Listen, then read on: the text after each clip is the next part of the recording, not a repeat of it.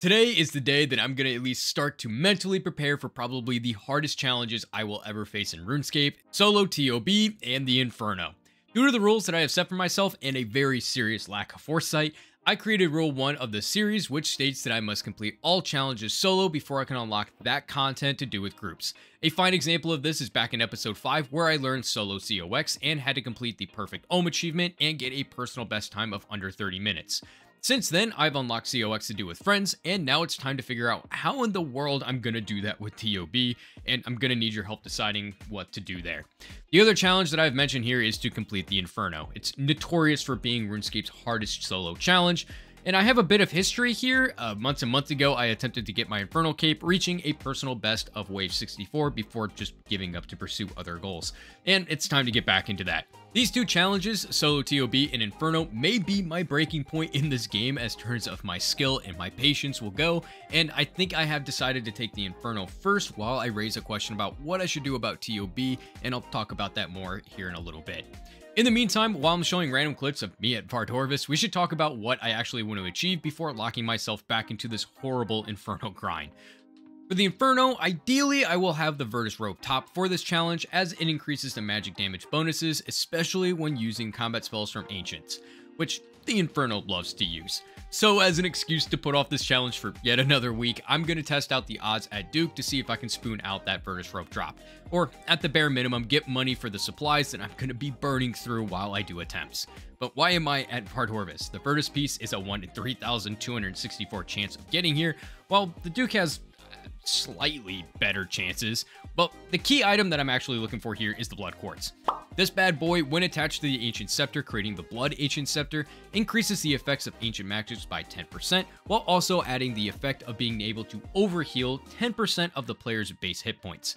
For me, I'm able to heal up to 108 with my base 99 HP, and if memory serves me right, I really need that extra health as my reaction times to solving waves is just horrible. So let's start off the grind here. Oh, yes! I'm out of here. 150. Got the Blood Quartz. Nice. Thankfully, with the Muspa grind, I have quite a few of these icons to burn through, so I think I just talked to him. Yeah, there it is. That is it. That's the first item on the list. Done. All right, cool. I guess I'll just show the profits from that really short grind. Here you go. It is Dook Time, boys. We're here, of course, to see if I can get that stupid lucky drop of the Virtus Robe top. It's like a 1 in 2,000-ish chance, so yeah, that's not likely to happen. But I do need to grind up cash, at least as attempts of the Inferno are not cheap if memory serves correctly. And I know the main resources that I need are, of course, like the Super Restores, Brews, Dragon Arrows, runes for spells, which I know I'm gonna burn through quite a bit of, and I'm probably forgetting something else. So yeah, money's very important here. If we can get lucky and see a Virtus piece, that's obviously gonna be more ideal, but realistically, I'm just gonna be farming out some much desired cash, which may also be a big ask, as if I remember right, orbs are dropping in value really quickly. I'm not even close enough to getting like a Visage drop, I don't think, so yeah, neither of those I can reasonably rely on getting me a ton of money, but yeah, we'll see how this goes as I kind of brush up on flinching skills. I do have at least 100 KC here, so hopefully this doesn't take too long for me to get back into things, but yeah, we'll see. While I am here though, I do want to set my eyes on getting some of the combat achievements done, except for the Awakened form. There's really no sense in me dumping all this money into orbs today, as the goal is just to make money for the Inferno, so I'm just going to skip that challenge, but in the future, I probably will go for Blood Torva, but thankfully that's not going to be today. So I got enough plans. I'm just going to jump into the Dook now. Hey, there's the nice one to get out of the way. There's the perfect Dook. I have no idea how long I've been here, so don't worry about that KC number. Took me a little bit to get back in the swing of things here. While more clips of random KC at the Dook play out, let's talk about the second challenge that I'm going to go for in the near future, the Theater of Blood.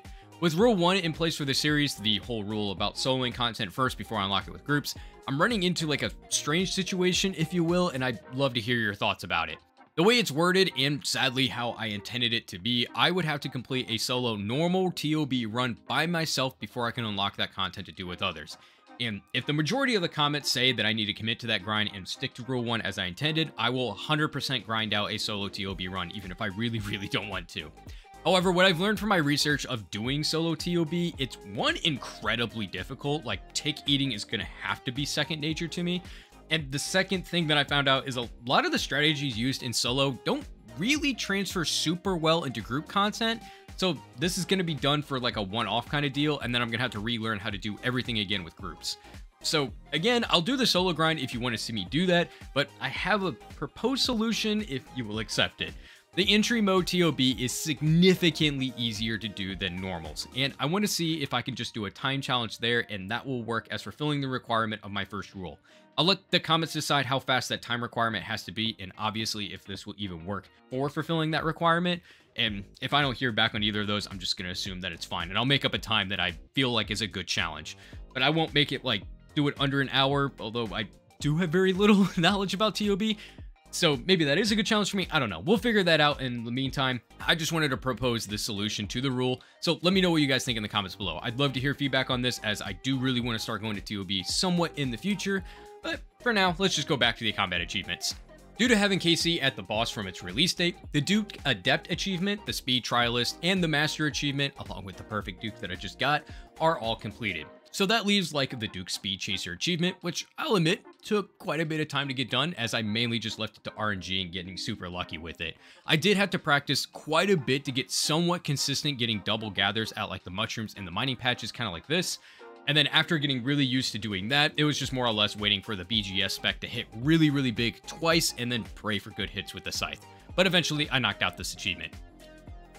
Next up was Cold Feet, and good lord, it was not fun, as I really took this whole running past the eyes and stuns things for granted. And as you can imagine, the first few kills did not go well, to say the least. But the way I went about this challenge, I first did a prep kill, which allowed me to run all the way past the first set of eyes and get to the mushroom spawns before the boss kill actually started, allowing me to get to the 2 mushrooms from one side before I made the very, very slow walk back to the other side to get the other 2 mushrooms, and then just waited for vents to kick off and disappear before going to the mine locations, and then waited again for going to the boss itself. After that, it was pretty much just practicing regarding the step back from the Duke when his melee hits come off, instead of hiding behind the pillar every time. This allows me to stand more towards the middle side of the vent here, so when the boss actually does shoot off the vents, I can just walk to the other side and not have to worry about him quite as much. So, with enough attempts, this challenge was done. That leaves the 2 Grandmaster achievements left for this grind, the Mirror Image and the Speedrunner Time. I don't really like Speedrunner Times, so I went for Mirror Image first, and wow, I really did not like this one. Son of a bitch. Yeah, I'm not going to be able to use a lot of live clips here. But thankfully, I did learn that you can just not attack the boss if you don't want to, and the challenge isn't failed that way. So after well over an hour of attempts, I did eventually get the timing down correctly, and the challenge was knocked out. That leaves the really big one, the speed time of 1 minute and 25 seconds. This introduced me to quite a bit of different strategies here at the Duke, one being the spellbook swap and the venge strategy, which I've never done before. Some tips that I did learn that hopefully helps other people out with this: the spellbook swap spell would stop my character from moving when I cast it, so for the prep kill, I would walk and drop a shark right in front of the mushrooms that I wanted to go for the actual speed kill. When the boss finally dies from the prep kill, I would click up on that shark up at that ledge, creating a red X click. Doing so, I'm allowed to cast both Vengeance and the spellbook swap without getting stalled, and I still run up to that mushroom spawn. From there, I would heal up to full, eat an angler to overheal quite a bit, which I learned the hard way is very, very important for the actual speed time kill, and then started the mushroom grab and grind tick manipulation strategy. Once I got to 36 powder and 1 extra mushroom, I would run back down to the boss, dodging the eyes and stuns as normal, but also checking where the vents were currently active. If you don't know, the vents aren't truly random. For example, this kill had the middle vent closest to Duke active, which means the next 2 vent triggers in that row won't be in the middle one. So I run on top of that middle vent just for my mushroom spam. While I do this, I will mention the guide that I used to get this time is from Mogul Kirby, which I linked at the top right of this video and at the top of the description for you to check out, as the rest of the speed kill had quite a few mistakes in it, so it was definitely not ideal, and I can't use it as a guide, but I pretty much just got very lucky on time, so let's go ahead and see that play out.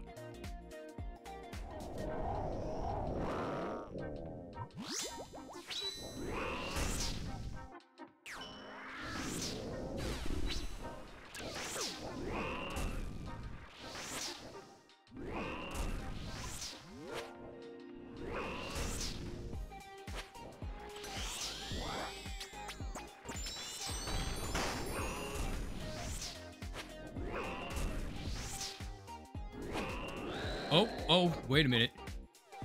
Yes! Yes!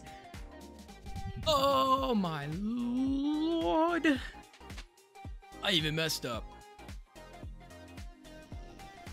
Thank you. I'm done. We're not doing any more of these. Oh. So yeah, a bit sloppy, but at the end of a 2.5 hour grind session, I got it done. I will take it.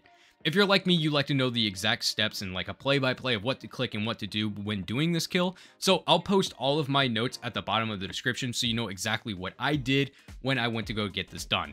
Other than that, let's round out this KC to a rather nice number for a really cool screenshot. Well, there we have it. Prep done for the Inferno.